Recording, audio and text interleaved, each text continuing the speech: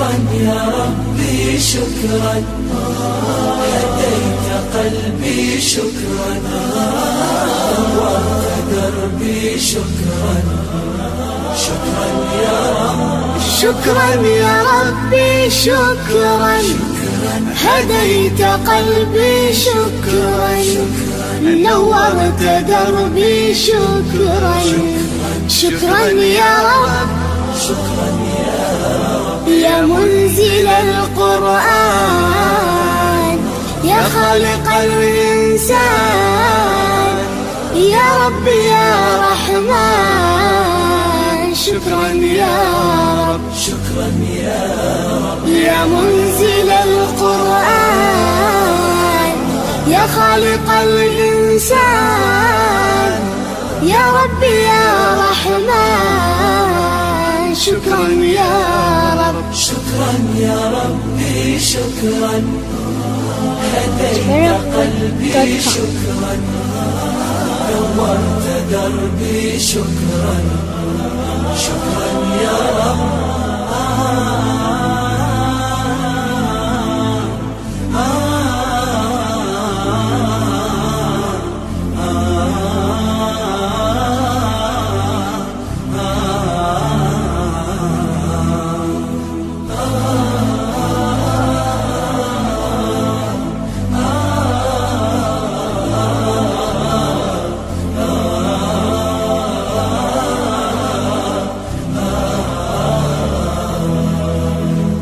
شكرا يا ربي شكرا هديت قلبي شكرا نورت دربي شكرا شكرا يا رب أنا بصلاتي أسلم وبالسعادة أنعم أفخر بأني مسلم شكرا يا رب شكرا يا رب يا خالق الأكوان يا رب يا رحمن أكرمني بالغفران شكرا يا رب شكرا يا رب السلام علیکم ورحمۃ اللہ وبرکاتہ.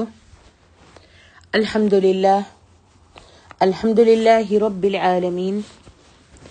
الحمد للہ الذی هدانا لهذا وما كنا لنهتدي لولا ان هدانا اللہ. میری محترم ماں اور عزیز بہنوں، آج ہم نبی علیہ الصلاۃ والسلام کی نواسی کا ذکر کریں گے. یہ نواسی فاطمۃ الزہرا کی بیٹی اور نبی کریم صلی اللہ علیہ وسلم کی نواسی 5 ہجری میں مدینہ منورہ میں پیدا ہوئیں. بڑی محتاط، عقل مند، شریف اور عالمہ فاضلہ تھیں. اپنے ابا جان حضرت علی بن ابی طالب کے دور خلافت میں رونما ہونے والے واقعات انہوں نے دیکھے. وہ فصاحت و بلاغت اور جرت کے حوالے سے مشہور و معروف ہوئیں. عبید اللہ بن زیاد کے روبرو انہوں نے جرت مندانہ موقف اختیار کیا. انہوں نے خانہ نبوی میں خاص مقام و مرتبہ حاصل کیا اور انہوں نے 62 ہجری کو مدینہ منورہ میں وفات پائی. جی ہاں، ان کا نام کیا ہے؟ ان کا نام ہے زینب بنت علی رضی اللہ عنہا. یہ خواتین اہل بیت میں سے ہیں. انہیں خواتین اسلام میں ایک بڑا ممتاز مقام حاصل ہے.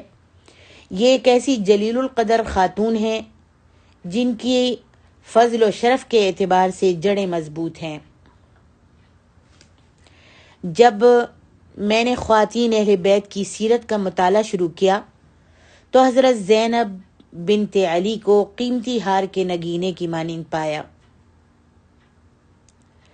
اس کی اصل وجہ مجھے یہ معلوم ہوئی کہ ان خاتون نے ایک ایسے خاندان میں جنم لیا جس کی جڑیں پاکیزہ اور مضبوط تھیں اور اس کی شاخیں آسمان تک پھیلی ہوئی تھیں. انہوں نے ایک ایسے گھر میں پرورش پائی جو انسانی صفات کی حامل تھی۔ ان کے نانا نبی علیہ الصلاۃ والسلام خانہ نبوی کے سربراہ تھے۔ وہ سید الاولین والآخرین اور اللہ کی ساری مخلوق سے افضل تھے۔ ان کے والد حضرت زینب کے والد علی بن ابی طالب رضی اللہ عنہ شہ سوار اسلام تھے اور وہ ایک جلیل القدر صحابی بھی تھے۔ حضرت زینب کے دونوں بھائی حضرت حسن اور حضرت حسین نوجوانوں کے جنت میں سردار ہوں گے، اور یہ دونوں گلشن نبوت کے خوشبودار پھول تھے۔ حضرت زینب رضی اللہ عنہا کے چچا جعفر بن ابی طالب ایک بہادر صحابی تھے۔ ان کے بارے میں نبی علیہ الصلاۃ والسلام نے فرمایا تھا، تم میری شکل و صورت اور عادات و اطوار میں مشابہ ہو۔ وہ بڑے سخی، معزز اور جلیل القدر صحابی تھے۔ عورتوں کی جانب سے جو ان کو مقام و مرتبہ حاصل تھا وہ کچھ اس طرح تھا۔ حضرت زینب بنت علی کی نانی ام المومنین حضرت خدیجہ بنت خویلد تھیں، جنہیں مردوں اور عورتوں میں سب سے پہلے اسلام قبول کرنے کا شرف حاصل ہوا۔ وہ زمانہ جاہلیت میں بھی پاکیزہ تھیں اور زمانہ اسلام میں بھی۔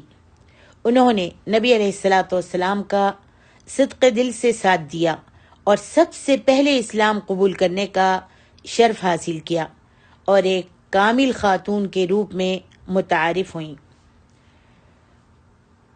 حضرت عبداللہ بن جعفر بن ابی طالب جو خود بھی سخی تھے اور ایک سخی باپ کے چشم و چراغ تھے،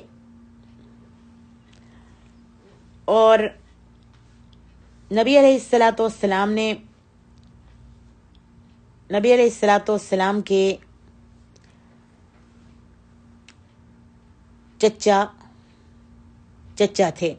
چچا بھی تھے، جو میں پہلے بتا چکی ہوں۔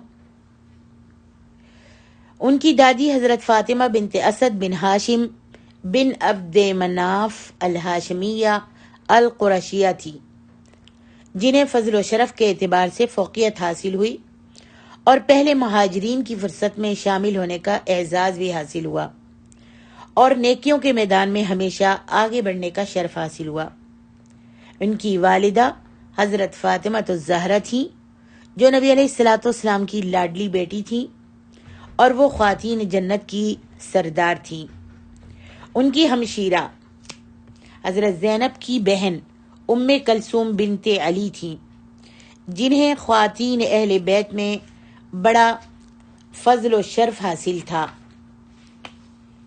تو آئیے اہل بیت کی ان جلیل القدر خاتون کی حیات کے بارے میں معلومات حاصل کرتے ہیں، جن کا نام زینب بنت علی بن ابی طالب الہاشمیہ تھا، اور یہ نبی علیہ الصلاۃ والسلام کی نواسی تھیں۔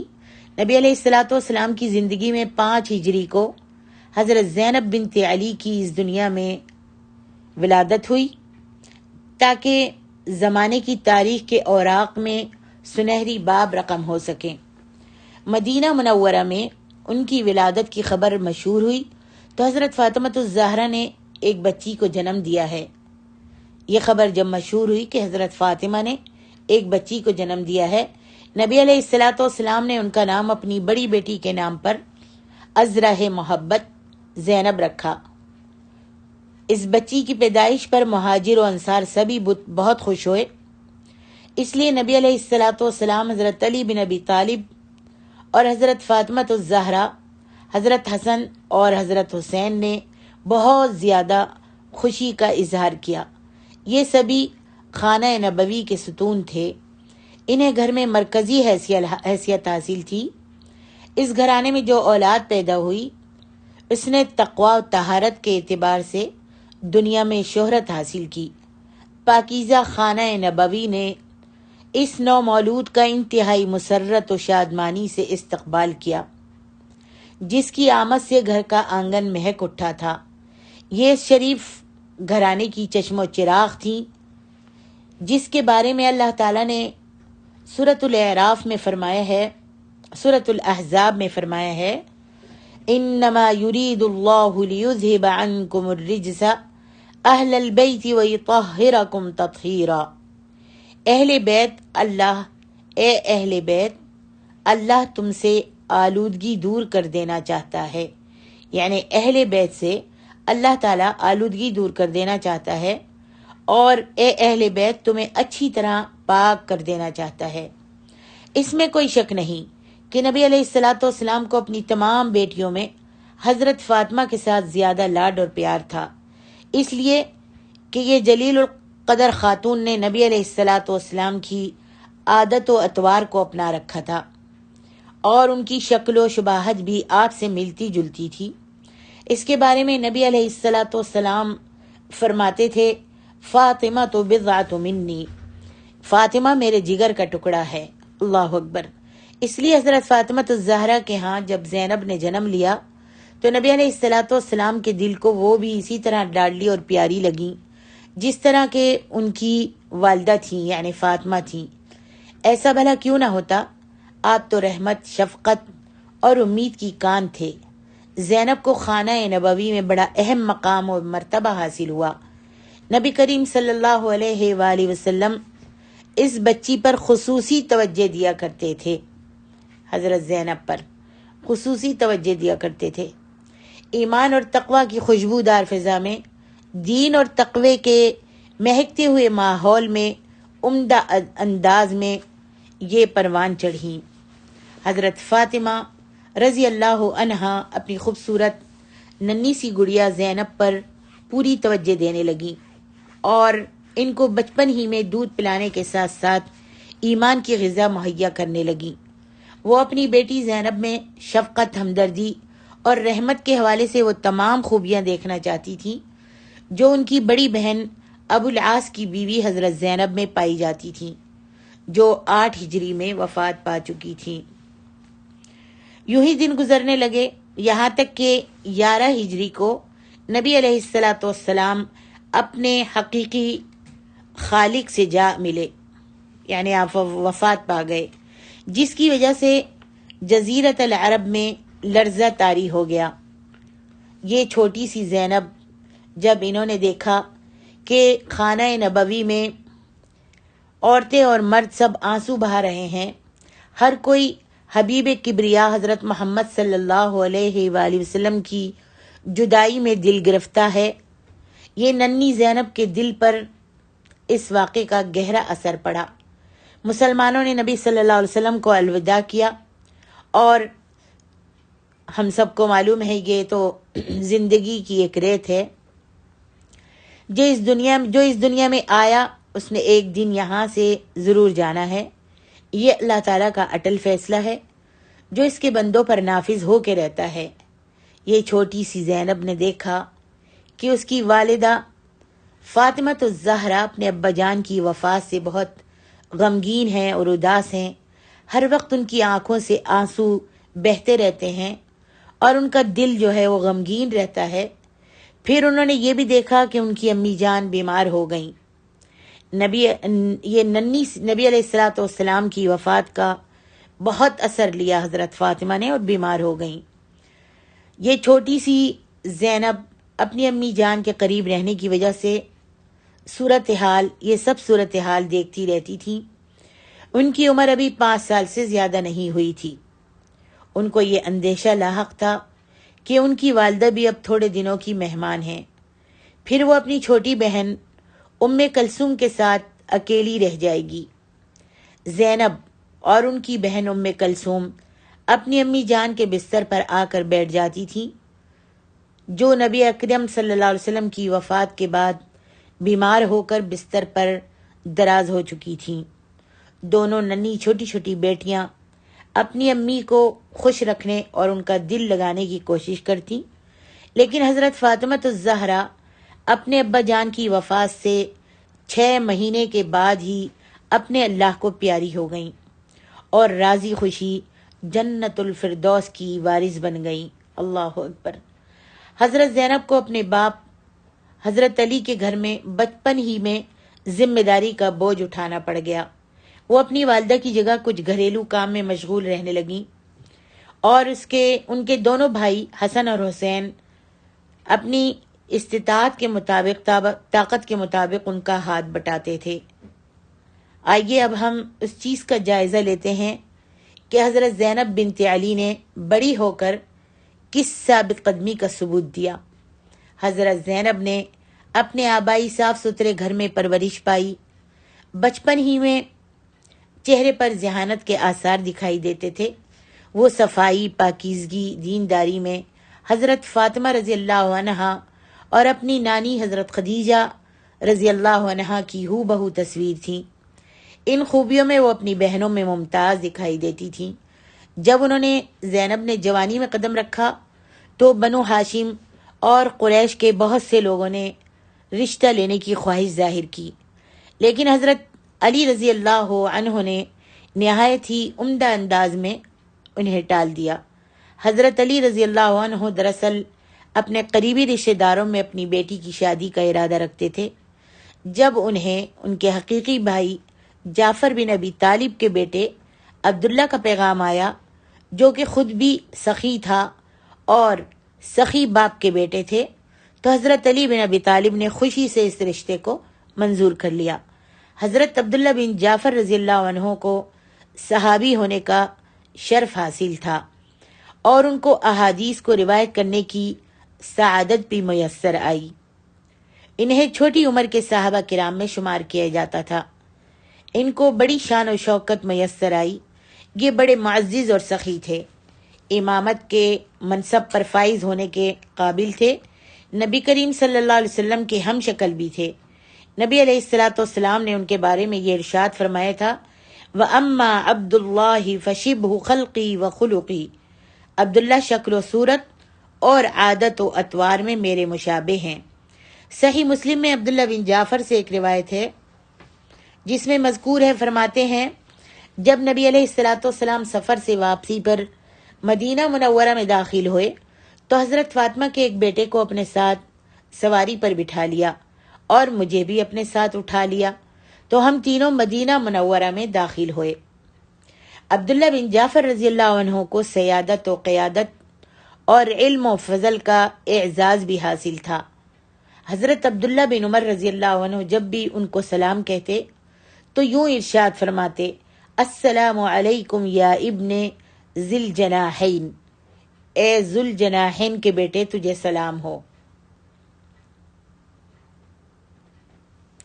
علامہ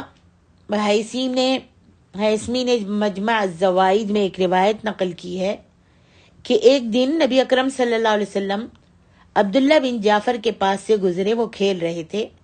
آپ نے ان کے حق میں دعا کی، اللہم بارک لہ فی تجارتہ، الہی اس کی تجارت میں برکت عطا فرما۔ حضرت علی بن ابی طالب رضی اللہ عنہ اپنے بھتیجے کی شان و شوکت کو جانتے تھے۔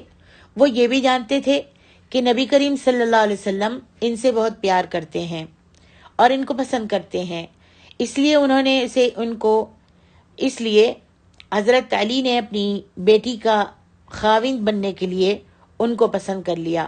شادی کے بعد حضرت زینب رضی اللہ عنہا عبداللہ بن جعفر کے گھر میں چلی گئیں۔ وہاں انہوں نے بھرپور زندگی بسر کی۔ گھر کے آنگن میں محبت اور پیار کی خوشبو پھیل گئی اور اللہ تعالیٰ نے اولاد سے بھی نوازا۔ حافظ ابن عساکر ابن سعد کے حوالے سے بیان کرتے ہیں، حضرت زینب رضی اللہ عنہا حضرت علی بن ابی طالب رضی اللہ عنہ کی بیٹی تھیں۔ ان کی والدہ فاطمہ الزہرا تھیں۔ ان کا خاوند عبداللہ بن جعفر تھا۔ ان کے ہاں علی باعون، اکبر، عباس، محمد اور ام کلثوم نے جنم لیا۔ ان سبھی بچوں نے بہت عمدہ ماحول میں پرورش پائی اور سبھی بچے جید عالم بنے، سبھی حدیث کے حافظ تھے۔ انہوں نے اپنے باپ عبداللہ بن جعفر رضی اللہ عنہ سے حدیث روایت کرنے کا شرف حاصل کیا اور یہ بڑے ثقہ عالم بنے۔ اللہ اکبر۔ حضرت عبداللہ بن جعفر رضی اللہ عنہ بہت بڑے سخی تھے۔ سخاوت دراصل انسان کے دل کو روشن کر دیتی ہے۔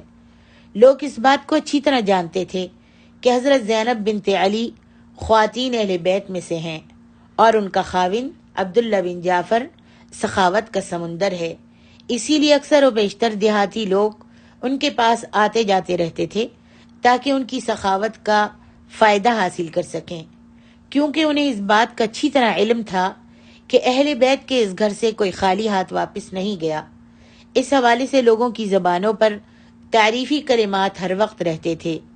ایک دفعہ مدینہ کے گورنر مروان بن حکم کے پاس ایک بدوی آیا، اس نے کچھ مانگا۔ مروان بن حکم نے کہا، اس وقت میرے پاس تو تجھے دینے کے لیے کچھ نہیں، البتہ تو جا عبداللہ بن جعفر کے پاس چلے جا، وہ فضائل اور سخاوت کی غار ہیں، وہاں سے آپ کی مراد پوری ہو جائے گی۔ وہ بدوی حضرت علی بن ابی طالب کے داماد عبداللہ بن جعفر کے پاس پہنچ گیا۔ لوگوں سے ان کے گھر کا پتہ کیا تو انہوں نے بتا دیا کہ یہ ان کا گھر ہے۔ بدوی نے جا کر سلام عرض کی تو عبداللہ بن جعفر نے اس کو خوش آمدید کہا۔ بدوی نے ان کو سارا قصہ سنایا کہ میں پہلے مدینہ منورہ کے گورنر مروان بن حکم کے پاس گیا تھا، انہوں نے مجھ سے کہا کہ میرے پاس کچھ نہیں ہے، البتہ عبداللہ بن جعفر کے پاس چلے جاؤ، وہاں تمہارے لیے بہت کچھ ہے، وہ تو فضائل اور سخاوت کا منبع ہیں، میں ایک مفلس ہوں، مدد کے لیے حاضر ہوا ہوں۔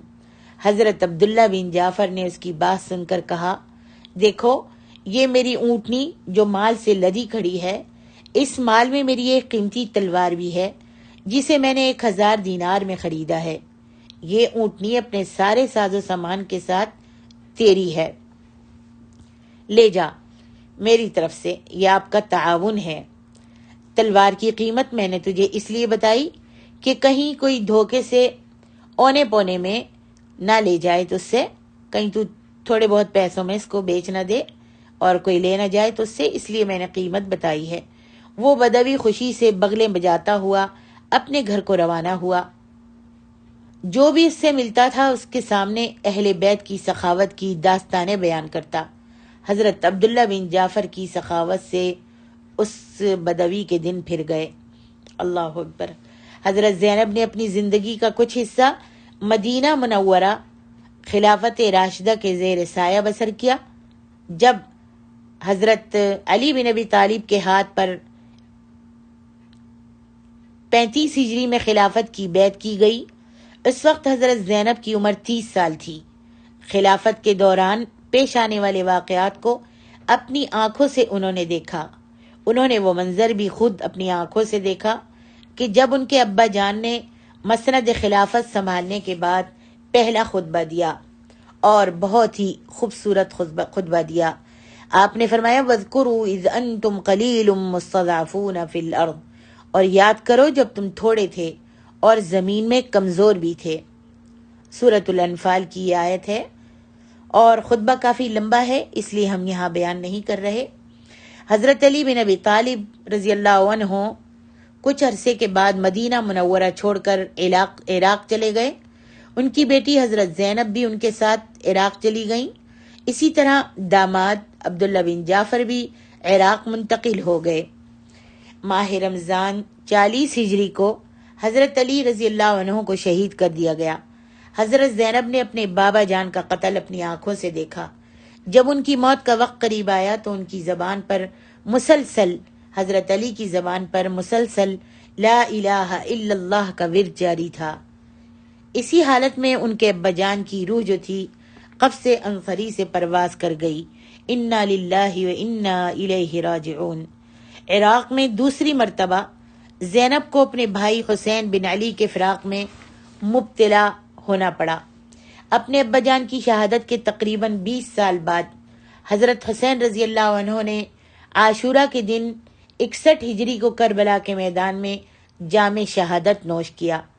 کربلا میں حضرت حسین رضی اللہ عنہ اکیلے ہی شہید نہیں ہوئے تھے، بلکہ اہل بیت کے بہت سارے افراد نے جام شہادت نوش کیا۔ حضرت حسین رضی اللہ عنہ کے جسم پر 30 نیزوں کے زخم اور 34 تیروں اور تلواروں کے زخم تھے۔ اللہ اکبر۔ حضرت زینب اپنے بھائی کی یہ حالت دیکھ کر بہت روئیں، اور یہ پوری آپ کی بہن زینب اور کلثوم اور رشتہ دار اور بھی عورتیں آپ کے سب ساتھ تھیں، آپ کی بیٹیاں، حسین کی بیٹیاں اور حسن کی بیٹیاں، اور بھی بہت سارے رشتہ دار، پورا خاندان ساتھ تھا، جعفر، عبداللہ، عبد الرحمن اور مسلم، عبداللہ بن جعفر، اور بھی جتنے بھی سب ساتھ تھے وہ سب کے سب شہید کر دیے گئے۔ حضرت زینب روتے ہوئے دردناک انداز میں کہتی، میرے پیارے بھیا کے لیے آسمان کے فرشتے رحمت کی دعا کرتے ہیں، آسمان اس کی لحد پر شبنم افشانی کرے، ہمیں اسے خون میں لت پت چٹیل میدان میں اللہ کے سپرد کرتے ہوئے جا رہے ہیں، ہم اپنے بھائی کو اور ان سب کو خون میں لت پت چٹیل میدان میں اللہ کے سپرد کرتے ہوئے جا رہے ہیں، اس حالت میں کہ ان کے جسم کے اعضاء کٹے ہوئے ہیں، ان کی بیٹیاں قیدی بنا لی گئی ہیں، ان کی اولاد شہید ہو گئی ہے، ان سب پر آسمان شبنم کے موتی برسائے، ہم اپنے بھیا سے اب جنت الفردوس میں ملیں گے۔ روتی ہوئی جا رہی تھی۔ جن خواتین نے عہد نبوت، خلافت راشدہ اور بنو امیہ کے دور میں زندگی بسر کی، ان سب میں جرات، شجاعت، عقل و دانش اور درست رائے کے اعتبار سے حضرت زینب رضی اللہ عنہا ممتاز تھیں۔ نازک ترین مراحل میں بھی وہ جرت سے بات کرنے سے گھبراتی نہیں تھیں، بلکہ وہ بڑے زوردار انداز میں گفتگو کیا کرتی تھیں۔ تاریخ سے ہمیں یہ پتہ چلتا ہے کہ انہوں نے خلفاء اور امراء کے روبرو نہایت دلیری کے ساتھ دو ٹوک انداز میں بات کی۔ حضرت زینب رضی اللہ عنہا اور دیگر اہل بیت کے افراد کوفہ کے گورنر عبید اللہ بن زیاد کے پاس لائے گئے۔ حضرت زینب رضی اللہ عنہ نے پھٹے پرانے کپڑے پہنے ہوئے تھے اور بعض کنیزیں ان کے ساتھ تھیں۔ حضرت زینب رضی اللہ عنہ بیٹھی ہوئی تھی۔ عبید اللہ بن زیاد نے پوچھا، یہ بیٹھی ہوئی خاتون کون ہے؟ حضرت زینب رضی اللہ عنہ نے کوئی جواب نہیں دیا، تو اس نے دوبارہ اشارہ کرتے ہوئے پوچھا کہ یہ خاتون کون ہے؟ وہ پھر بھی خاموش رہیں اور کوئی بات نہیں کی۔ اس نے پھر تیسری مرتبہ پوچھا تو ایک کنیز نے کہا، یہ زینب بنت علی ہیں۔ ابن زیاد نے حماقت کا اظہار کرتے ہوئے کہا، اللہ کا شکر ہے جس نے تمہیں رسوا کیا، تمہیں موت کے گھاٹ اتارا اور تمہارے منصوبے کو خاک میں ملا دیا۔ حضرت زینب رضی اللہ عنہا نے اس کی یہ بات سن کر ترکی بترکی جواب دیتے ہوئے کہا، بلکہ شکر ہے اس ذات کا جس نے ہمیں حضرت محمد صلی اللہ علیہ وسلم کے خاندان میں پیدا کر کے عزت دی اور ہمیں اچھی طرح پاک کر دیا۔ ابن زیاد، تمہاری بات درست نہیں، بلکہ رسوائی فاسق اور فاجر کا مقدر ہوتی ہے۔ ابن زیاد کی شان و شوکت پامال ہوئی تو اس نے کہا، دیکھا اللہ نے تیرے اہل بیت سے کیا سلوک کیا۔ اس نے پہلے سے بڑھ کر جرات کا مظاہرہ کرتے ہوئے کہا، کس نے؟ حضرت زینب نے۔ اللہ نے ان کی تقدیر میں شہادت لکھی تھی، سو وہ آرام سے ابدی نیند سو گئے۔ قیامت کے دن اللہ تجھے اور انہیں اکٹھا کرے گا، وہ تیرے خلاف اللہ کی بارگاہ میں حجت پیش کریں گے، تیرے پاس اس دن کوئی جواب نہیں ہوگا، شرمندگی تیرا مقدر ہوگی۔ یہ بات سن کر ابن زیاد جو تھا غصے سے کانپنے لگا۔ اس کی جب یہ حالت عمرو بن حریث نے دیکھی تو اس نے کہا، اللہ امیر کی اصلاح کرے، یہ ایک عورت ہے، بھلا عورت کی کسی بات پر کوئی مواخذہ کیا جاتا ہے؟ یہ بات سن کر ابن زیاد کا غصہ جاتا رہا اور کہنے لگا، اللہ نے میرے غصے کو شفا دے دی ہے۔ حضرت زینب رضی اللہ عنہا نے یہ بات سن کر روتے ہوئے کہا، تو نے میرے بوڑھوں کو قتل کر دیا، میرے خاندان کو برباد کر دیا، میری شاخ کاٹ دی، میری جڑ اکھاڑ دی۔ اگر یہ تیرے دل کی تشفی ہے تو تیرا اللہ ہی حافظ ہے، وہی تجھ سے نپٹے گا۔ ابن زیاد حضرت زینب رضی اللہ عنہا کی جرت کو دیکھ کر حیران رہ گیا، کہنے لگا، اللہ کی قسم یہ بہادری ہے، تیرا باپ بھی بڑا بہادر تھا۔ حضرت زینب نے اس کی یہ بات سن کر ازراہ مذاق کہا، بھلا عورت کا بہادری سے کیا تعلق؟ جب ابن زیاد نے ارادہ کیا کہ علی بن حسین کو بھی قتل کر دے تو علی بن حسین نے کہا، ان عورتوں کو کس کے سپرد کیا جائے گا؟ ابن زیاد نے اس کا کوئی جواب نہیں دیا۔ اس موقع پر زینب اپنے بھائی کے بیٹے علی بن حسین سے چمٹ گئیں اور ابن زیاد سے کہا، تمہارا ابھی جی نہیں بھرا؟ ہمارے خون سے ابھی تم سیراب نہیں ہوئے؟ کہا کیا تو نے ہمارے کسی مرد کو باقی چھوڑا ہے؟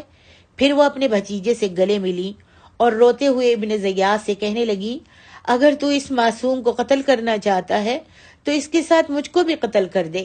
علی بن حسین نے ابن زیاد سے کہا اگر تیری ان پاکیزہ خواتین کے ساتھ کوئی قرابت داری ہے تو ان کے ہمراہ تو ان کے ساتھ کسی متقی شخص کو روانہ کر دے۔ عبید اللہ بن زید نے تھوڑی دیر حضرت زینب رضی اللہ عنہ کی طرف دیکھا، پھر قوم کی طرف دیکھا، پھر کہنے لگا عجیب محبت اور شفقت کا مظاہرہ ہے۔ پھر کہنے لگا اللہ کی قسم وہ خاتون یہ چاہتی ہیں، یعنی زینب یہ چاہتی ہیں کہ اگر میں اس علی بن حسین کو قتل کروں تو اس کے ساتھ ان کو بھی قتل کر دوں۔ پھر اس نے کہا اچھا اس لڑکے کو بھی ان خواتین کے ساتھ جانے دو، یعنی ان کو قتل کرنا اس نے چھوڑ دیا اور کہا یہ جتنی بھی خواتین ہیں جو کربلا سے واپس آئی تھیں ان سب کو جانے دو علی بن حسین کے ساتھ۔ پھر عبید اللہ بن زیاد نے زینب رضی اللہ عنہا اور دیگر خواتین، بچوں اور بیٹوں کو تیاری کا حکم دیا اور سب کو یزید بن معاویہ کے پاس زمین شام میں بھیج دیا۔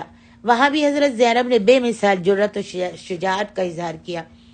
آل حسین رضی اللہ عنہ جب دمشق پہنچے تو انہیں یزید بن معاویہ کے پاس لایا گیا۔ وہ اس صورتحال سے شرمندہ تھے۔ خواتین اہل بیت کو زنان خانہ میں عورتوں کی مجلس میں لے جایا گیا تو محل کی خواتین نے واقعہ کربلا پر غم کا اظہار کیا۔ طویل سفر کی وجہ سے حضرت حسین رضی اللہ عنہ کا خاندان پراگندہ حال تھا۔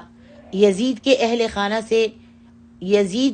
نے اہل خانہ سے بڑے افسوس کا اظہار کیا۔ یزید نے علی بن حسین کی خاطر مدارت کی اور چند دنوں کے بعد پورے اعزاز و اکرام کے ساتھ اس قافلے کو مدینہ منورہ کی طرف روانہ کیا اور ان کو کثیر مال و دولت سے بھی نوازا گیا تاکہ ان کی قدر دل جوئی ہو سکے۔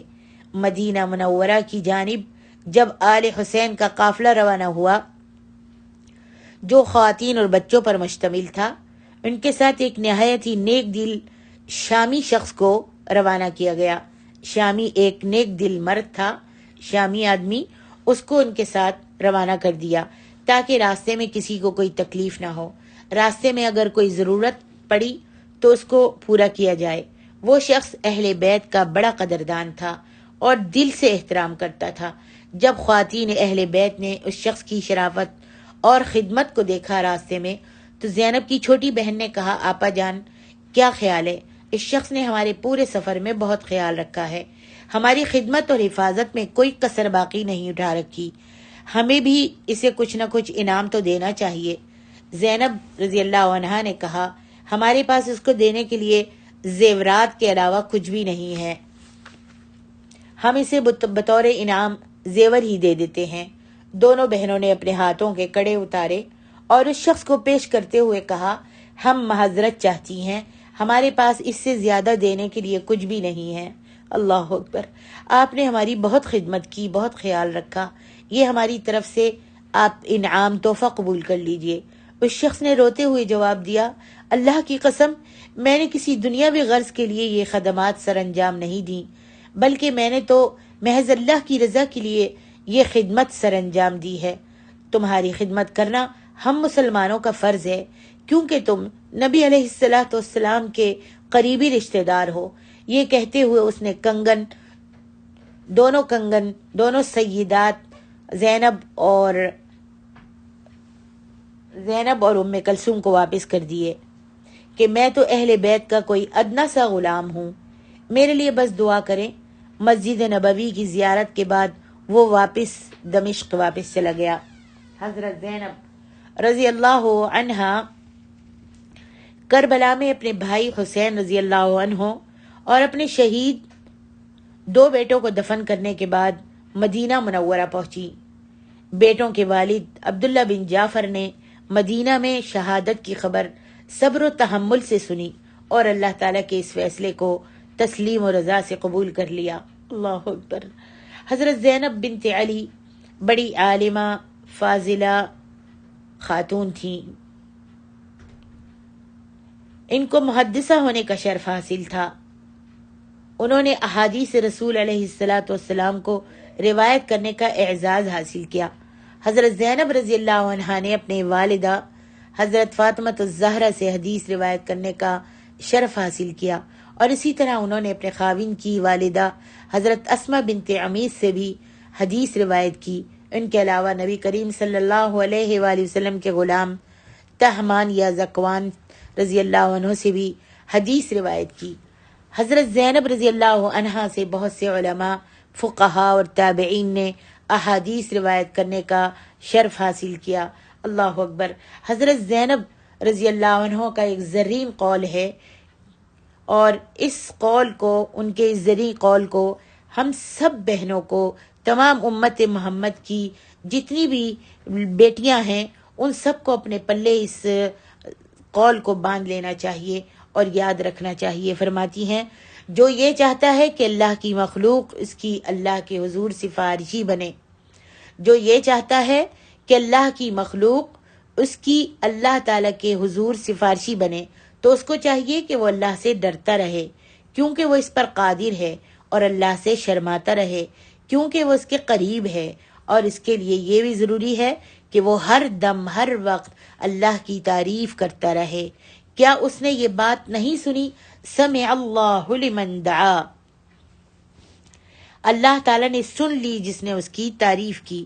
یعنی جب اللہ کی تعریف کی جاتی ہے تو اللہ تبارک و تعالیٰ سنتا ہے اس تعریف کو، اور اس تعریف سے خوش ہوتا ہے۔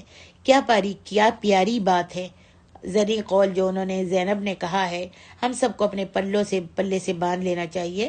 کہا کہ جو یہ کہتا ہے کہ اللہ کی مخلوق اس کی اللہ کے حضور سفارشی بنے، اسے چاہیے کہ وہ اللہ سے ڈرتا رہے، کیونکہ وہ اس پر قادر ہے، اور اللہ سے شرماتا رہے، کیونکہ وہ اللہ اس کے قریب ہے، اور اس کے لیے یہ بھی ضروری ہے کہ وہ ہر دم اللہ سبحانہ و تعالیٰ کی تعریف کرتا رہے۔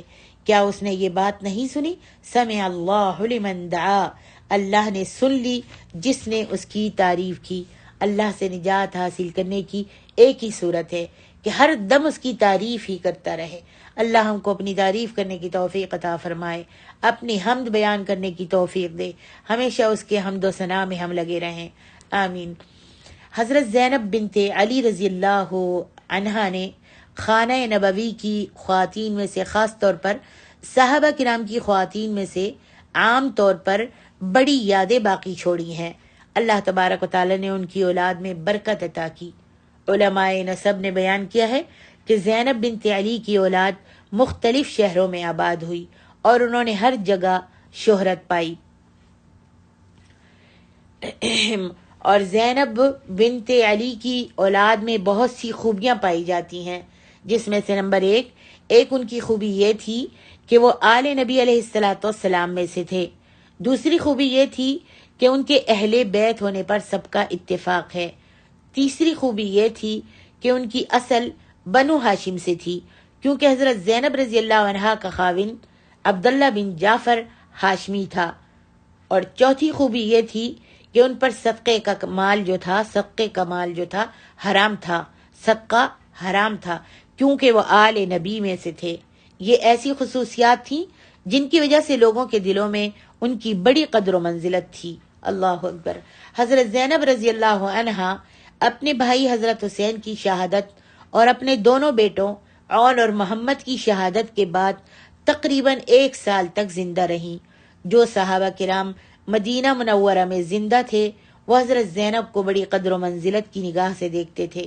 حضرت زینب رضی اللہ عنہا خانہ نبوی میں مرجع علم کی حیثیت اختیار کر چکی تھیں۔ تاریخی دستاویز سے پتہ چلتا ہے کہ حضرت زینب رضی اللہ عنہا 62 ہجری میں فوت ہوئیں، اور ان کو جنت البقیع میں دفن کیا گیا۔ بعض کہتے ہیں کہ ان کو مصر میں دفن کیا گیا، اور بعض کا خیال ہے کہ ان کو شام میں دفن کیا گیا، لیکن درست بات یہی ہے کہ حضرت زینب رضی اللہ عنہ کی وفات مدینہ منورہ میں ہوئی اور وہیں ان کو دفن کیا گیا۔ ہماری رائے یہ ہے کہ اگر حضرت زینب رضی اللہ عنہا آخری ایام میں مدینہ منورہ چھوڑ کر کسی دوسرے شہر گئی ہوتی تو تاریخ میں اس کا ذکر ضرور ملتا۔ دل کو یہی بات درست معلوم ہوتی ہے کہ حضرت زینب رضی اللہ عنہا مدینہ منورہ میں ہی رہیں اور یہیں ان کی وفات ہوئی اور مدینہ میں ہی ان کو دفن کیا گیا، اور ان کی دلی خواہش بھی یہی تھی کہ ان کو خواتین اہل بیت کے پہلو میں دفن کیا جائے۔ اللہ تبارک و تعالی حضرت زینب بنت علی سے راضی اور وہ بھی اپنے اللہ سے راضی۔ الحمدللہ رب العالمین والعاقبۃ للمتقین وصلی اللہ علی النبی محمد وعلی آلہ واصحابہ وسلم تسلیما کثیرا۔